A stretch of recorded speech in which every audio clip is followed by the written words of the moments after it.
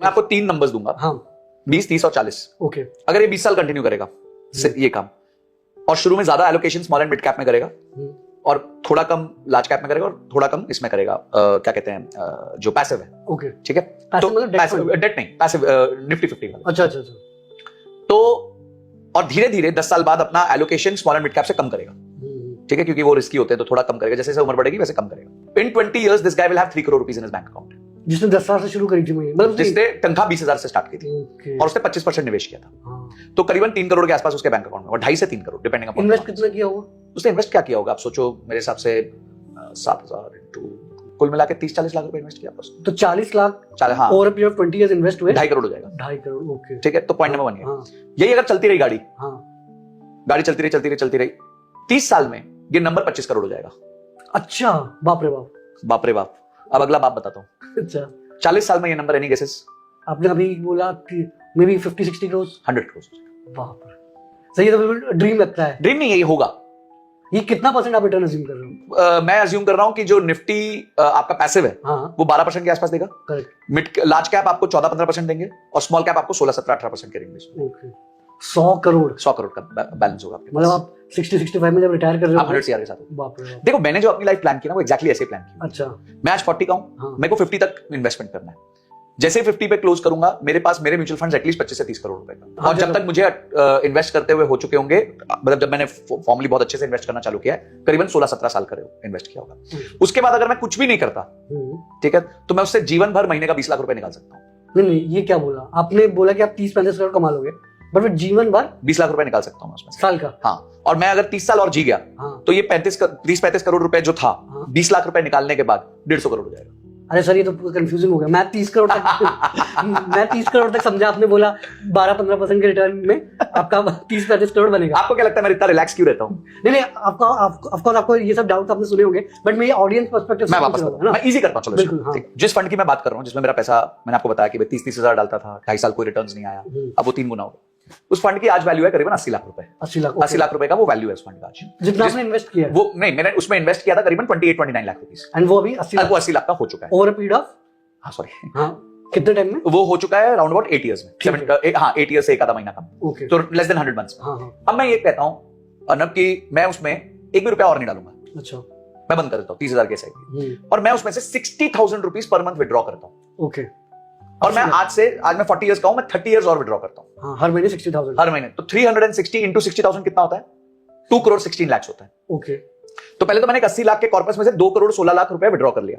मेरा जो IRR है उस फंड का अभी वो 24% है, ईयरली 24% है। मैं अज्यूम करता हूं कि आज से वो 24 नहीं, सिर्फ 14% ग्रो करेगा। ओके ठीक है ठीक असम्पशन है, हाँ। 24 नहीं 14% पे ले आया, Correct। बहुत जबरदस्त कटौती। हाँ तो 80 लाख का फंड है, 60,000 में उसमें से विड्रॉ कर रहा हूं महीने का, 30 साल के लिए विड्रॉ कर रहा हूं, अच्छा तो 2 करोड़ 16 लाख रुपए मेरे विड्रॉ होंगे। हाँ बचा हुआ बैलेंस 14% पे ग्रो कर रहा है, ओके क्योंकि कंपाउंडिंग लग रही है अभी भी, हाँ। क्योंकि वो एक म्यूचुअल फंड में बैठा ही हुआ है। करेक्ट। तो एनी गेसेस 30 साल बाद वो पैसा कितना होगा? बट मुझे समझ ही नहीं आ रहा क्या, अगर 80 लाख है आपके, आप 60,000 कर रहे हो, तो 2 करोड़ 16 लाख तो मैं विड्रॉ कर चुका हूं। तो क्यों, मतलब कैसे करा? हाँ वही तो डाउट है ना। बताता हूं। 80 लाख का 14% अगर सालाना रिटर्न है, हाँ। तो यानी महीने का 90,000 का रिटर्न है। अच्छा तो मैं तो उसमें से सिर्फ 60,000 निकाल रहा हूं, But- तो बचा हुआ 30,000 ऑटो SIP हो गई। ओके वो कंपाउंड अलग वो से कंपाउंड कर रहा है अलग से। Okay। तो मैंने 2 करोड़ 16 लाख निकाल लिए, अच्छा निकाल लिए। Okay। उसके बाद 30 साल बाद कितना बचा होगा? 80 लाख भी बचे तो बहुत ज्यादा है। ओके 80 लाख में खुश हो जाओगे? और सर आप 2 करोड़ निकाल भी लिए और 80 तो आंसर इज 20 करोड़। ये 80 लाख रुपए थे, हाँ आपने उसमें से 2 करोड़ 16 लाख विड्रॉ कर लिए। करेक्ट। 30 साल बाद आपके पास 20 करोड़ रुपए बचे होंगे उस फंड में। मतलब ये कंपाउंडिंग का मुझे लग ये रहा है कंपाउंडिंग का पावर है।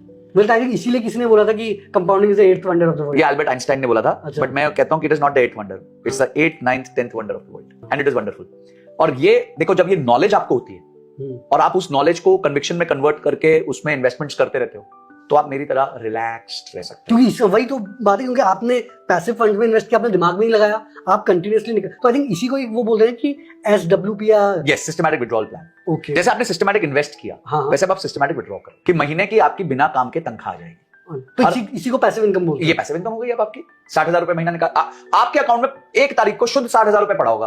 ओके और आपको उस पर मात्र 12.5% का कैपिटल गेन्स टैक्स देना है। बट यहाँ पे मुझे एक डाउट है कि आपने अज्यूम किया कि 14% है, अभी जैसे कि हमारा सेंसेस इतना बड़ा है, तो क्या ये आगे भी यही 14%? देखो मैंने क्या कहा कि ओवर 10 ईयर 20 ईयर होराइजन आपको 12 to 14% रिटर्न मिल जाता है, मिलेगा ही, मिलना ही है, आज तक की हिस्ट्री रही है। और हमारी कंट्री 7-8% पे कंपाउंड कर रही है। हाँ, तो there will be sectors, there will be companies which will compound at more than the country rate.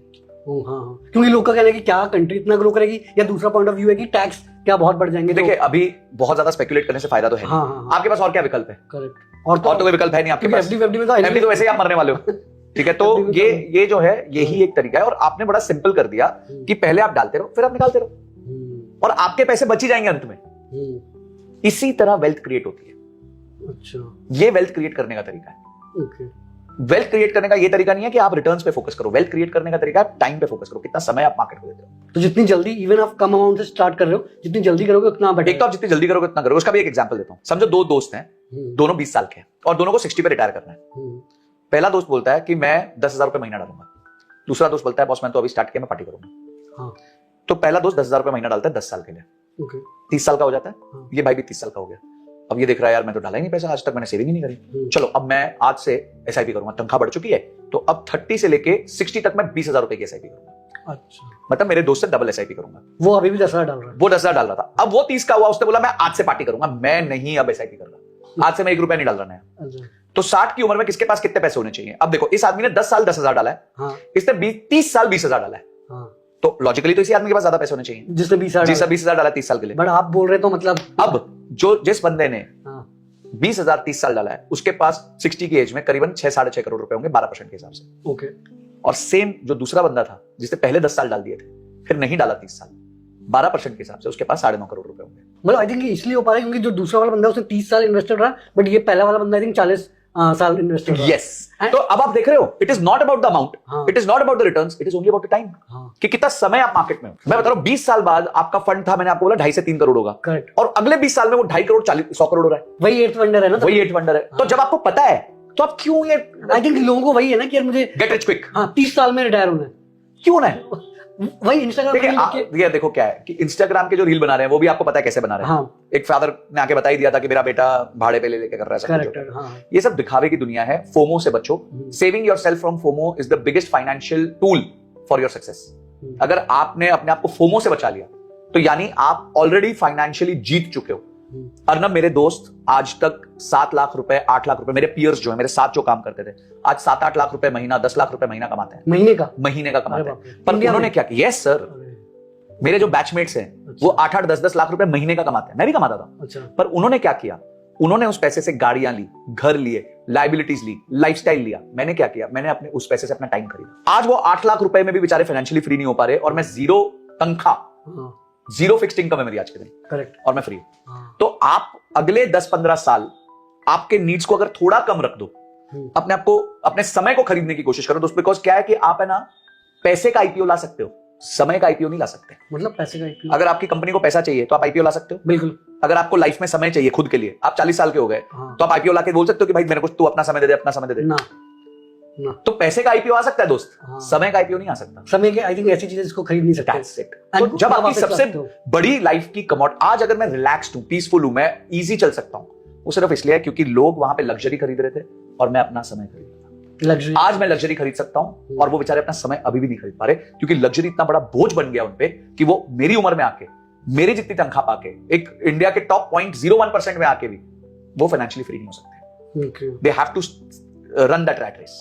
यहाँ पे सर एक सवाल है। एक तो आपने बोला कि अब आपकी पैसिव इनकम इतनी हो गई है कि जितना आपके खर्चे हैं उससे ज्यादा हो गया, बट उससे पहले मैं ये बोलूंगा कि हर जिसको भी, जब भी हम, मुझे मिली या मेरे दोस्तों को सैलरी मिलती है, वो खर्च करना होता है, किसी को गाड़ी, किसी को इंटरनेशनल ट्रिप, ये सब करना पड़ता है। तो पता कैसे चलेगा? आपने बोला कि थोड़े कम करो, भाई कितना किस चीज में खर्च करना है वही समझ नहीं आता। Very good question. It all starts with budgeting, it all starts with consciousness of your own money. अच्छा, आज आपसे मैं अर्नब एक क्वेश्चन पूछता हूं, आपका महीने का खर्चा कितना है? तो वैसे आइडिया नहीं, मे बी 10-15, मतलब फिक्स नहीं है। आइडिया नहीं है ना? हाँ, ठीक है, बस यहीं पे सबकी शुरुआत ही गलत हो रही है।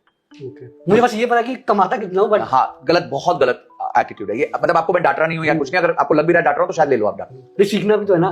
फर्स्ट थिंग्स फर्स्ट, हर आदमी को पता होना चाहिए उसका खर्चा कितना और कहाँ हो रहा है। Okay. मेरे को एक लड़का मिला, बोलता है सर मैं बहुत दुखी हूं। मतलब क्यों? बोलता है मैं ट्रैवल करना चाहता हूं, मेरे पास पैसे नहीं बचते। बोला एक काम कर, मुझे एक बात बता, तेरा बजट बता, तू दिन में खर्चा कहाँ करता है? उसको पता नहीं था। फिर मैंने चल जोर डाल, अब तो यूपीआई आ गया, अब वो बैंक स्टेटमेंट है, यूपीआई निकाल जरा। हाँ। तो पता चला वो दिन में 15 सिगरेट पीता है। बस अब 15 सिगरेट एक स्टिक मोटा मोटी 10 रुपए की आती है, 20 सर 20 रुपए की आती है, हाँ। चलो मैं तो 10 मान रहा था, 20 तो 20 रुपए की आती है, तो दिन की कितने रुपए की सिगरेट हो 300 गई, महीने की कितने की हो गई, महीने की 9,000, साल की कितनी हो गई 1,08,000। अब ये 1,08,000 की तू सिगरेट पी रहा है और तू ये दुखी हो रहा है कि तू दुबई नहीं जा पा रहा। अगर तू 1,08,000 की जगह आधी की सिगरेट पी ले, 54,000 की पी ले, एक तो दुबई 54,000 से तेरा दुबई का ट्रिप हो जाएगा। तो किस बात का दुख है? दुख इस बात का है कि आपको पता ही नहीं आपका पैसा कहाँ जा रहा है, आप ना बेसुध हो, you are unconscious, and till the time you are unconscious about your money will not respect you. आज रिलायंस जैसी ऑर्गेनाइजेशन, अडानी जैसी ऑर्गेनाइजेशन, जहां लाखों करोड़ रुपए उनके पास बैंक में पड़े, वो बजटिंग के बिना हिलते नहीं है। एक आदमी को अगर सक्सेसफुल होना है तो first he needs to know how to budget. I think मुझे एक लाइन याद है कि what you can't measure you can't improve. What you can't measure you can't improve को इसमें मैं इस तरह से बताता हूं कि यहां पे मेजर से ज्यादा कॉन्शियसनेस का इंपॉर्टेंस है। मेजर से पहले कॉन्शियसनेस का इंपॉर्टेंस है। What you are wishing and what you are spending is not aligned. आपका विश है मैं ट्रिप करूं, दुबई जाऊं, ये जाऊं, हाँ। आपका अलाइनमेंट ही नहीं हो, आपका पैसा उसके साथ अलाइंड ही नहीं है। करेक्ट, आपको दुबई जाना है बट मे बी आपने गाड़ी भी खरीद ली। हाँ, आपने गाड़ी खरीद ली, तो अब आप रो रहे हो नहीं सर मेरे पास तो पैसे ही नहीं बचते, मैं दुबई नहीं जा सकता। You can live great today and you can live even better tomorrow, अगर आप सिर्फ बजटिंग करो। जो चीज आपको नहीं चाहिए ना, उधर रूथलेसली मर्सीलेसली कॉस्ट कम करो। कुछ लोग 12-12 सब्सक्रिप्शन लेके बैठ जाते हैं, हाँ। महीने का 1500-2000 रुपए का सब्सक्रिप्शन दे रहे हैं। करेक्ट। एक बार ना हम लोग ने अपने ऑफिस में बजटिंग एक एक्सरसाइज चालू करी, मेरे बहुत इंसिस्ट करने के बाद, तो पता चला हमारे महीने का 25-30 हजार रुपए के न्यूज़पेपर्स आ रहे हैं। 30,000 रुपए महीने के न्यूज़पेपर आ रहे हैं, साल के 4 लाख के न्यूज़पेपर आ रहे हैं। 30,000 रुपए एक आदमी की, 2 आदमी की तनख्वाह है वहां पे, हाँ। किसी जूनियर लेवल पे। करेक्ट, तो हमने कट कर दी क्योंकि कोई पढ़ रहा ही नहीं था। किस बात क्या रहे, 4 रख ली कि ठीक है चलो जो मेन रिसेप्शन पे रखी रहे कि कोई आया तो पढ़ ले। तो आपको पहले स्टार्ट तो करो कि आपके पास ये क्या फालतू के खर्चे कर रहे हो आप, कहां जा कर रहा है पैसा, पता तो करो। किसी को पता ही नहीं है ये बात। तो नहीं, जैसे कि आजकल सबका स्टेटस सिंबल है कि मुझे आईफोन खरीदना, बेसिक तो क्या आईफोन खरीदना है, लोग ईएमआई में भी खरीद लेते हैं कुछ। बट अगर मान लो कि मुझे आईफोन खरीदना है, मे बी मेरी 40,000-50,000 सैलरी है, मैं डिसाइड कैसे करूं कि यार बजट, अच्छा बजट करो। मैंने क्या कहा, आप पहले 20-25% माइनस कर दो अपने खर्चों में से, रेवेन्यू में से, कि आपका है ही नहीं, तो 50,000 में से 20% मतलब 10,000 रुपए माइनस कर दो। हाँ, ये मेरी सेविंग में जाएगी, ये मेरी इन्वेस्टिंग है, इन्वेस्टिंग। ओके, उसके बाद बजट करो, 40,000 बच गए आपके पास, तो 40,000 को बजट करो आप कि मेरा फिक्स कॉस्ट कितना, मेरा रेंट कितना, मेरी इलेक्ट्रिसिटी कितनी, मेरा ट्रैवल कितना, कन्वेंस कितना है, अब सब्सक्रिप्शंस कितनी है, ये सब कितना है। फिर आपके लॉन्ग टर्म छोटे छोटे गोल्स होते हैं, मेरे को 1 साल बाद एक ट्रिप करनी है दुबई में, तो उसके लिए एक छोटा सा बजट आप निकाल लो, एलोकेशन कर दो कि मैं 2,000 रुपए महीने इस चीज के लिए रख दूंगा अलग, 3,000 रुपए महीने इस चीज के लिए अलग कर दूंगा। फिर जो बचता है उसमें जो मैं आईफोन लेना है, आईफोन लेना है, भाईफोन लेना है, सैमसंग लेना है, जो लेना ले लो यार, किसने मना किया आपको। आई थिंक हमको चाहिए भी तो सब कुछ अचानक है कि भाई मुझे इस महीने आईफोन भी लेना, अगले महीने दुबई जाना है। प्लान कर। मेरे बेटे को मैं महीने का 2,000 रुपए देता हूँ। अच्छा, पॉकेट मनी देता हूँ। उसमें से 1,000 रुपए वो इन्वेस्ट करता है, 1,000 रुपए वो रखता है। 1,000 वो इन्वेस्ट कैसे करता है, मैंने उसके लिए एक अलग एसआईपी खोल के रखी है, जिसमें मैं उसको दिखाता हूँ मैं तेरे लिए 1,000 रुपए डालता हूँ। वो भी देख रहा है कि ग्रो हो रहा है, yes. तो उससे कॉन्फिडेंस। अब वो ग्रो नहीं हो रहा, वो मुझसे पूछता रहता है, dad what is happening, what is the stocks, तो वो इंटाइस हो चुका है।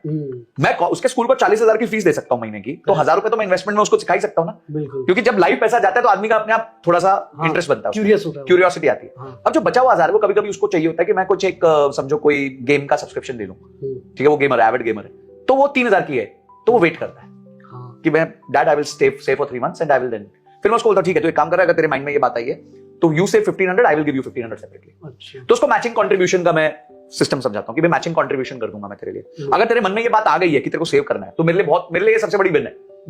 तूने बजट करना चालू कर दिया तो मेरे लिए सबसे बड़ी विन है, तू 1,500 कर ले, 1,500 मैं दे दूंगा। तो आपको, अगर मैं 10 साल के बच्चे में ये इंकलकेट करना चाहता हूं, तो आप तो एडल्ट हो गए, कमाई कर रहे हो यार, अपने पैसे की रिस्पॉन्सिबिलिटी उठाओ, बच्चे नहीं हो अब आप, है ना, you are not a school boy और स्कूल गर्ल, अब आप रियल वर्ल्ड में आ गए बॉस। नहीं तो फिर वही रेस में दौड़ते रहो। नहीं तो फिर मैंने क्या बोला, मेरा आज दोस्त 7-8 लाख रुपए महीना कमाने के बाद भी बेचारे वो जॉब नहीं छोड़ पा रहे क्योंकि उन्होंने लाइफस्टाइल को इतना स्केल कर लिया है। मेरे दोस्त हैं, उनके 7 लाख की तनख्वाह पे उनकी 25 तारीख को पैसे खत्म हो जाते हैं। बताओ, 7 लाख महीने की बात कर रहा हूँ। पर मैं कुछ ऐसे लोगों को भी देखता हूँ जो 50,000 की तनख्वाह में भी इतने खुश चलते हैं, सब कर लेते हैं, मस्ती भी कर लेते हैं, घूम भी लेते हैं, जो करना है कर लेते हैं, पैसे भी बचा लेते हैं, इन्वेस्ट भी कर लेते हैं।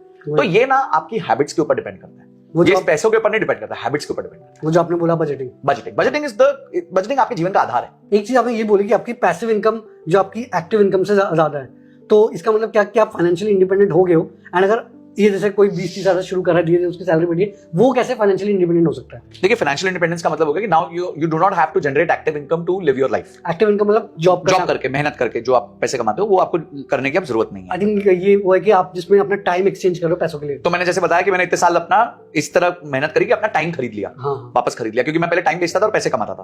तो अब मैं टाइम नहीं बेचता हूं और मैं पैसे फिर भी कमा सकता हूं। ये होती है पैसिव इनकम। अब इसको अचीव करने के लिए आपको टाइम देना पड़ेगा। सबसे पहले देखिए, you are not born in a rich family family is not your mistake, but if you can not plan now, अब आप प्लान नहीं कर सकते, ये आपकी मिस्टेक है। हाँ. अब आप इतने रिसोर्सेज हैं, इतने पॉडकास्ट हैं, इतना सुन सकते हो, समझ सकते हो, तो एटलीस्ट यार ये जर्नी स्टार्ट कर लो। And the journey of 1000 miles begins always with first step.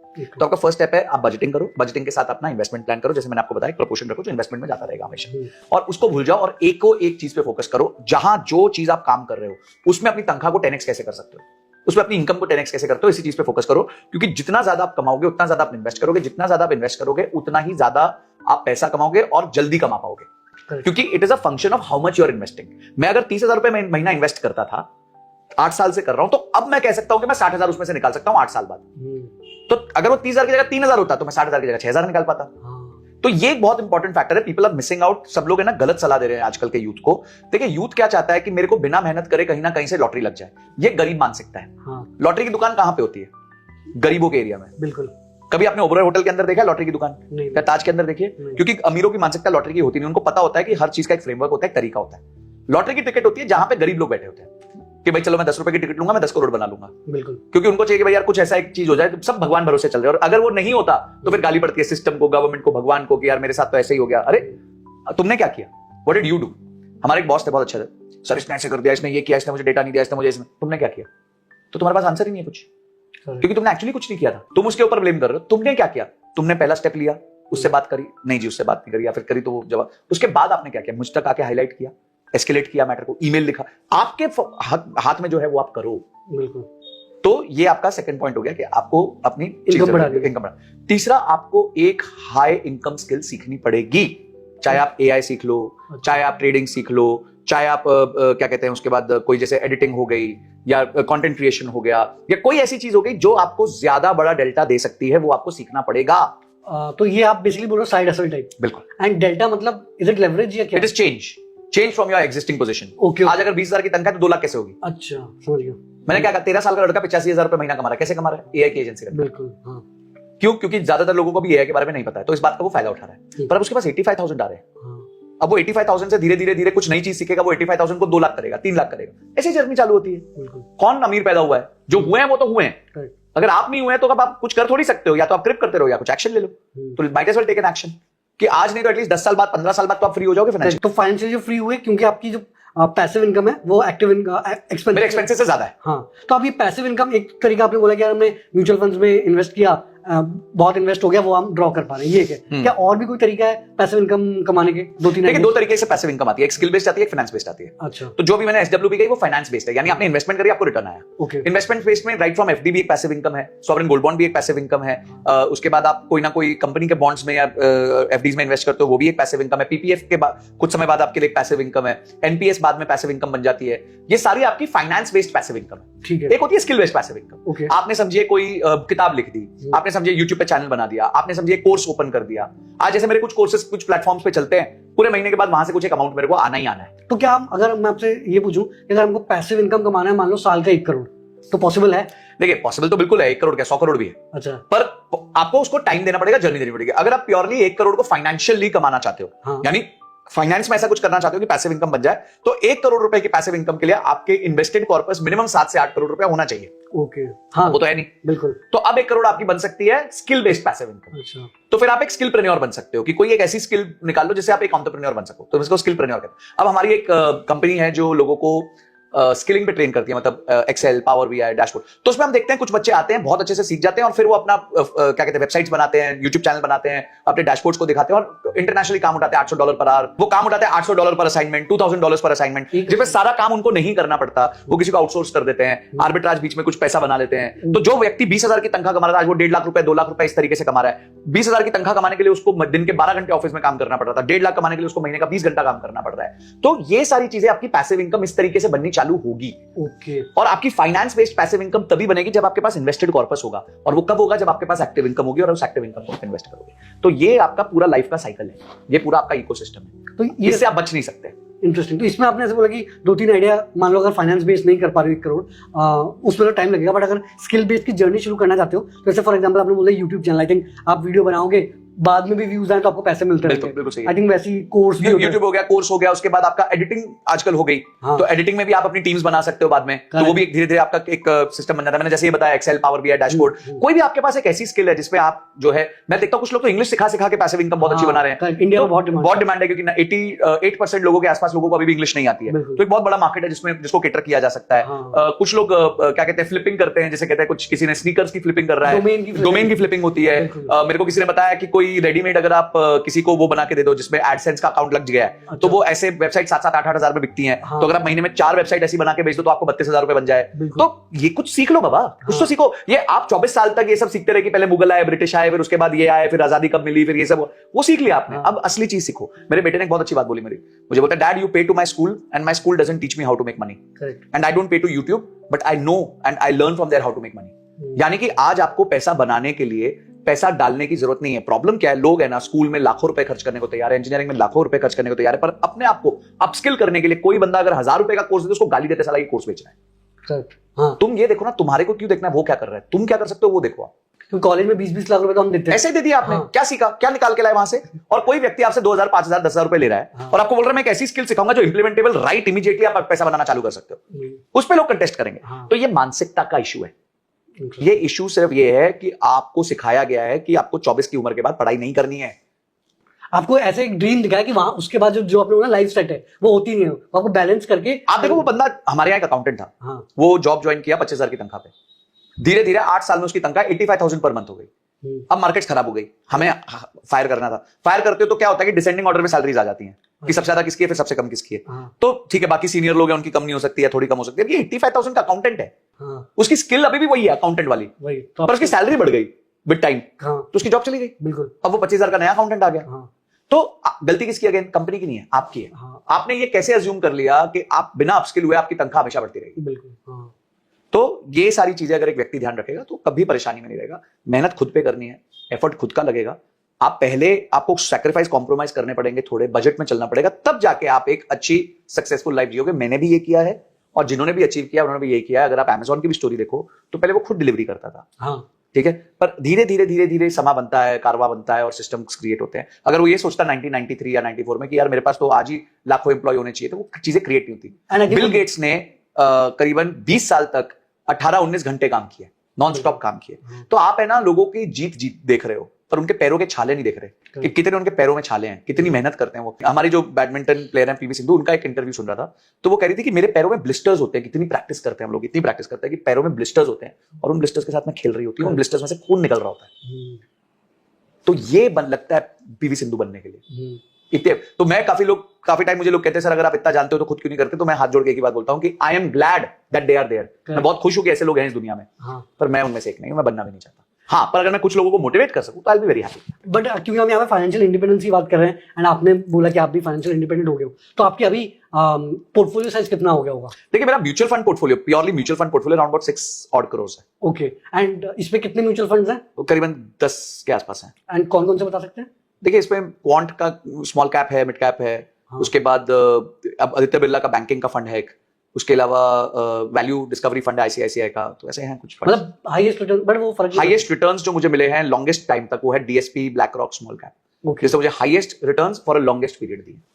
मतलब अप्रॉक्स कितना होगा? जो मैंने आपको नंबर बताया यही वो फंड था जो 80 लाख का हो चुका है। अच्छा, वो 30 इसमें आप डालते थे जी? ओके, तो आपने 10 म्यूचुअल फंड डाले, लोग नॉर्मली बोलते हैं 4-5 इज मोर देन। देखिए वो डिपेंड करता है कब कब आप क्या क्या कर रहे थे, तो ऐसा मतलब कोई रूल नहीं है। जिस टाइम पे मैंने जो किया फिर मैं नहीं निकालना चाहता, मैं कैप गेन्स नहीं भरना चाहता, मैं उनमें सब मैंने बचे रिटर्न। ये बोल रहे कुछ कुछ में आपने एक्टिवली डालना बंद कर दिया, बट वो हाँ मेरे इसमें 3 ऐसे होंगे जिसमें एसआईपी नहीं होगी। तो अभी एसआईपी 7 में? हाँ एसआईपी 6 या 7 में। जिसमें आपने बोला 2 क्वांट फंड्स हैं, 2 क्वांट के हैं, एक स्मॉल कैप है और एक क्वांट का मोमेंटम है। आप अपने फोन में देख के बोल सकते हो ना? हाँ देख के बता दें। हाँ। तो मैं आपको बता देता हूं हमारे फंड्स कौन से, बट मैं सेबी रजिस्टर्ड नहीं हूं, तो मैं रिक्वेस्ट करूंगा कि इसको एक टिप या फिर एक डायरेक्शन की तरह ना लिया जाए। डीएसपी स्मॉल कैप है, आदित्य बिरला बैंकिंग है, उसके बाद आईसीआईसीआई वैल्यू डिस्कवरी है, उसके बाद क्वांट का स्मॉल कैप है, एचडीएफसी का हाइब्रिड है जो थोड़ा सेफ चलता है।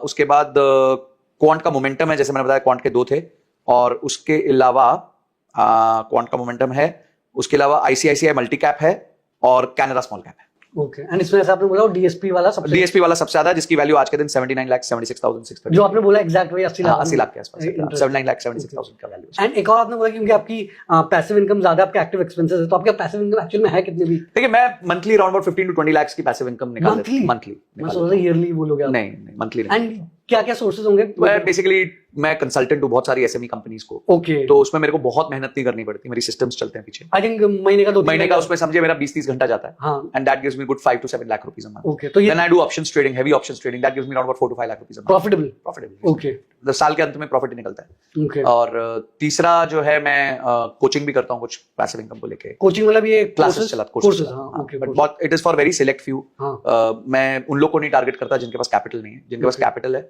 हाँ। और जिनमें क्षमता है, जिनमें कुछ मतलब they will follow my rules, उन सबसे संकल्प पत्र साइन कराता हूँ मैं अच्छा, हाँ, कि जो मेरी बात है आपको माननी पड़ेगी, ओके, अगर नहीं मानी तो गलती आपकी मेरी नहीं है। हाँ, तो वो सब मैं करता हूँ, तो उसके साथ मेरा महीने का कुछ 8 to 10 लाख रुपीस वहां बन जाता है, okay. Around 15 to 20 lakhs monthly basis.